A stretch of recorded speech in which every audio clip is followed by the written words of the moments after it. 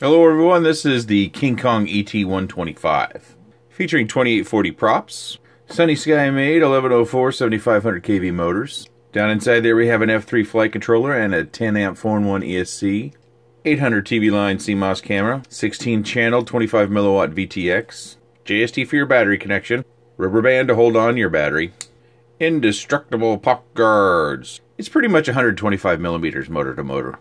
Bottom plate's 2.5 millimeters. It weighs 94.84 grams. It comes with a 2S 550 milliamp GNB battery, 2 extra sets of props, additional screws, more battery rubber bands, and a prop remover, VTX channel map, a USB cable, and a lunchbox style case to carry it in.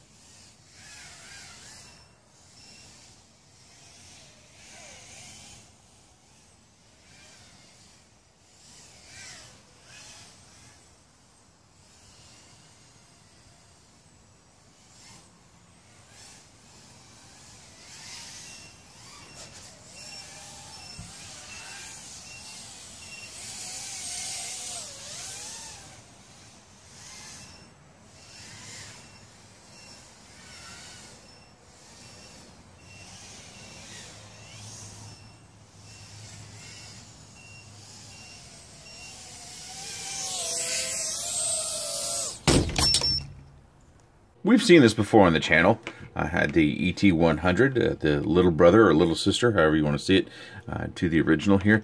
And one of the things that I did this time that I didn't do last time was I modified the canopy so I could get USB access, because I did not fly this in the house. This is getting a little big to fly in the house, although you can do it. It does have prop guards, so you shouldn't damage your furniture, at least not too much.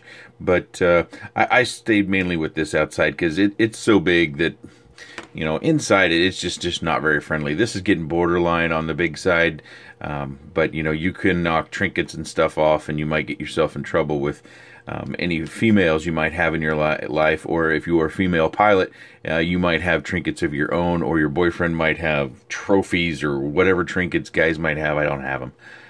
And knock them down and get yourself into hot water. So I did modify that, and I did that so that I could tune it a little bit better. The tune I put on it is sufficient, I think, and I'll include that on the screen. We've seen these props before. Those have been around a long time. Those are the 2.8-inch KingKong props. Very, very durable. I did smack this around on the tree just like I did this one.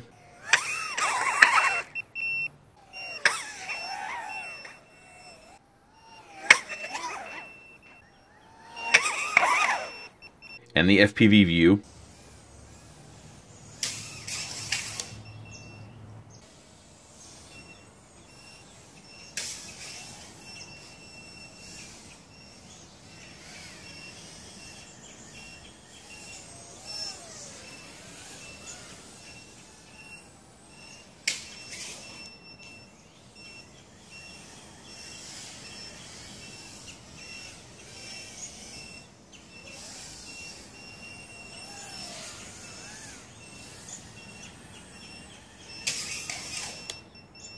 And somehow I managed to break one of their indestructible prop guards. Look at that, on the back of all things. Look at that. I mean, it's still fine. I mean, I'd fly it like this. I don't think it's going to come apart. I would just take some of my welder, put it on there, and it'll probably fix it right up. Use this because it's flexible and it adheres really, really well. I also did modify the canopy for the camera. You see the nose sticking right out, and this gives you a point of reference of how it comes stock. I wanted more camera tilt. This one flies with more authority and more power, so I wanted to take advantage of that with a little bit more camera tilt. Inside the canopy is it's some simple plastic. I took my snips and I cut down the front side of it, and then I just held it in place. I used some of that welder on there, and then a piece of blue tack, which is this Play-Doh looking stuff. I use this just to kind of hold one edge of it in place, then put the welder around it and let it set, and that secured the camera in there quite well. And in my crashes to the tree, it did not break anything. So I think as long as you don't hit anything that's going to come in horizontally or be hanging down from, you know, something, this sort of camera placement will be fine because nothing gets in here. Of course, even if you take the prop guards off, that will give us a different level of exposure, because then we can get a tree or something in between here and cause some damage. But with the prop guards on here, that camera seems to be doing fine, probably because it rolls up and then hits the top of the canopy, which is also quite tough. I am surprised I broke it though. You know, initially when I was out flying it and I hit the tree a bunch of times, I didn't hear anything that sounded unusual. I didn't feel anything on the sticks that made it sound like anything had broke. So I guess this is one example of the non-indestructibility of the indestructible prop guards.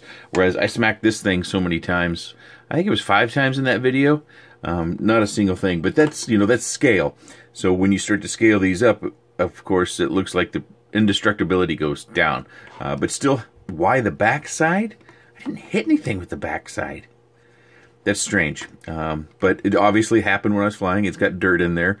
It's been kind of overcast and murky and a little bit muddy in the backyard. So that obviously didn't come like that. That happened in flight. It flies, like I said, with more authority. One thing I didn't show in that flight video was its punch, and we can do that with a little look at this little short snippet.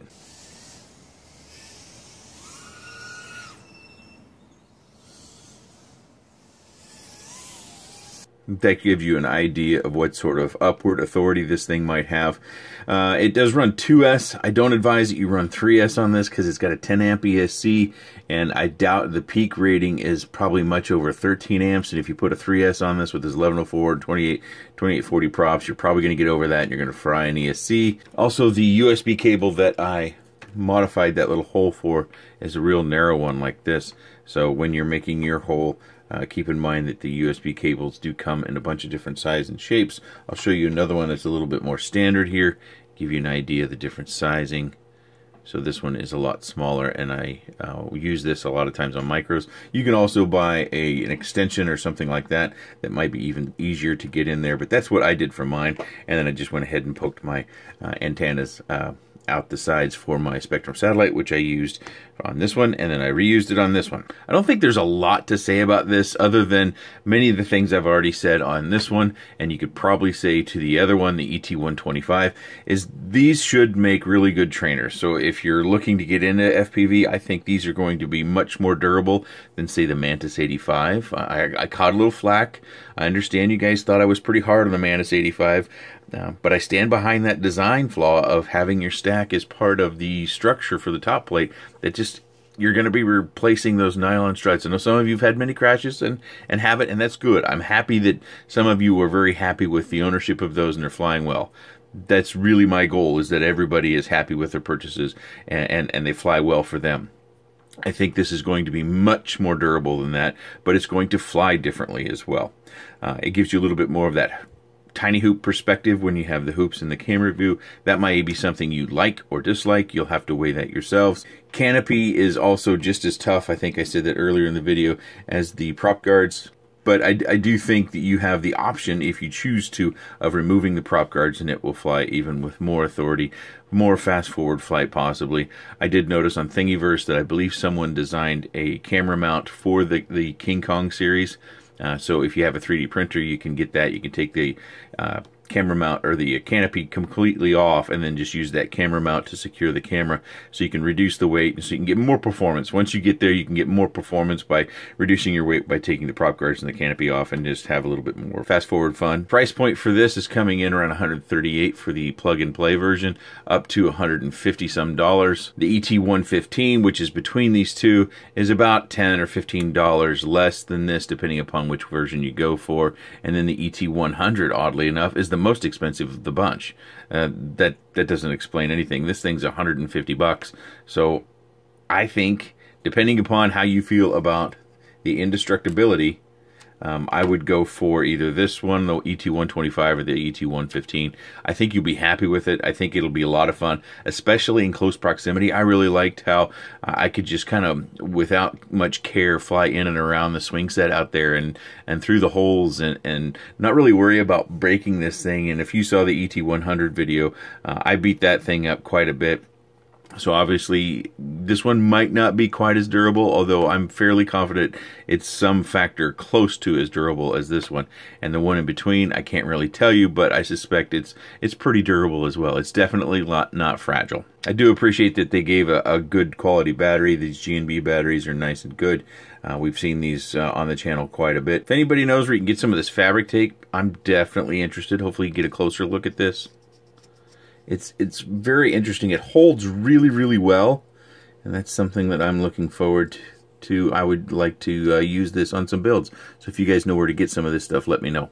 If you have any comments, questions, suggestions about the ET series, please leave those in the section down below. I've got links down below to this product and all the other ET series products that you can take a look at if you want to investigate them for yourselves and look at those crazy prices of the most expensive one to kind of the less expensive. They've got those things backwards, in my opinion.